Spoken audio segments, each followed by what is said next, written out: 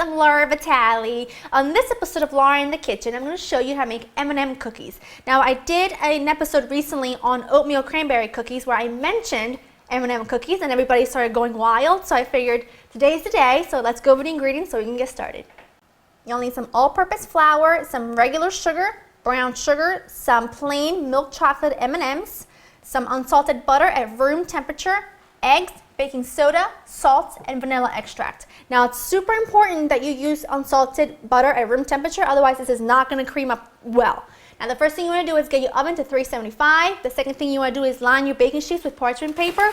My parchment paper is not cooperating with me today because it's the end of the roll and it's just rolling up on itself, but I'm not going to worry about that. So I'm going to make this in my mixer, but as always, you can just use a bowl with a whisk and a wooden spoon and it would work just as well. Now this is basically my chocolate chip cookie dough, pretty much, minus the shortening. But it's going to be super simple. Now in the mixer, I'm going to put in my unsalted butter that's nice and soft, and I'm going to put in both kinds of sugar.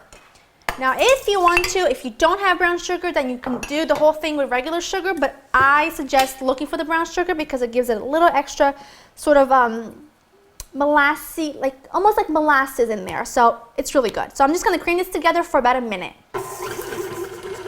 Once your butter and sugars are well mixed, I'm going to add in my eggs and some vanilla extract, about 1.5 teaspoons. And now just let that mix until the eggs are well incorporated and everything is super creamy. That looks good. Now before you add in your dry ingredients, just make sure you take a spatula and you run it on the sides just to make sure that everything's well mixed. So really quickly, take your flour, baking soda, and salt. Mix this together just very, very briefly. It doesn't have to be perfect. And I'm going to put this right in here. Put this down, turn the speed on low, otherwise you'll be covered in flour, and mix it just enough until the flour is combined. You don't want to mix this for a minute or two, you want to mix it for like 20 to 30 seconds. Otherwise, like I always said, you're not going to get a chewy cookie, you're going to get like a hockey puck. It's going to be super, super hard if you overwork the flour. So just mix it through for about 20 to 30 seconds.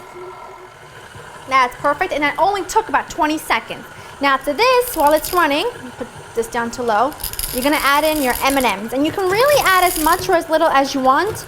I'm going to add about 1.5 cups or so, but the written recipe will be on laurainthekitchen.com as always. So just add in your M&Ms until they're mixed through. Whatever, put the whole thing in. And that's it. They're mixed just enough to incorporate, but never overmix. The only time you ever want to overmix is if you're making like pizza dough or bread dough or cinnamon rolls or any like elastic dough like that, because you want the gluten, you want to work the gluten, but this time you don't. When you make cookies or muffins or cakes, you don't. So get that off there as much as you can. Get to the side, and now mix it well with your spatula.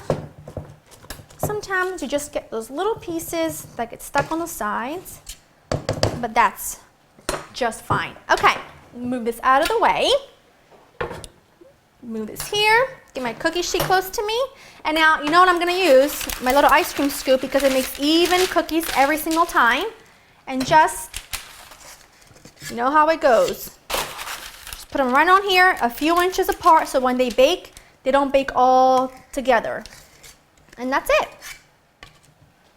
Last one. Now this dough freezes beautifully. In fact, I'm only going to bake half a batch, put the remaining half in the freezer so that I can have homemade cookies in like 15 minutes once it's thawed. So there you go. Now I ran out of parchment paper, but a great tip as always when you have a non-stick cooking sheet is to always spray it with some non-stick cooking spray if you don't have parchment paper. Doesn't stick. Now these are going to go into the oven at 375 between 9 to 11 minutes. You're looking for a golden brown and they're going to be perfect. And then you're going to let them cool completely before you eat them. My cookies baked for about 9 to 10 minutes, and then all I did was let them cool completely and then put them on a platter. They're completely done, and this is the kind of cookie, I don't know how to say this, but tastes so much better than the box cookies, and I know that sounds completely crazy, but some people are absolutely addicted to box cookies, and these taste 10 times better. They couldn't be easier to do. The texture is perfect. It's chewy. They've got just a slight crunch around the edges, but nothing crazy because I know a lot of people don't groove on that. They don't like a crunchy cookie. They like a chewy, soft cookie, and this provides that for you. The crunchiness comes from, well, the M&Ms, and that's it. Delicious, super simple and easy. You know you have the ingredients on hand already, so get in your kitchen and make them, but you know where to get the recipe, www.laureninthekitchen.com. I'll see you next time. Bye-bye.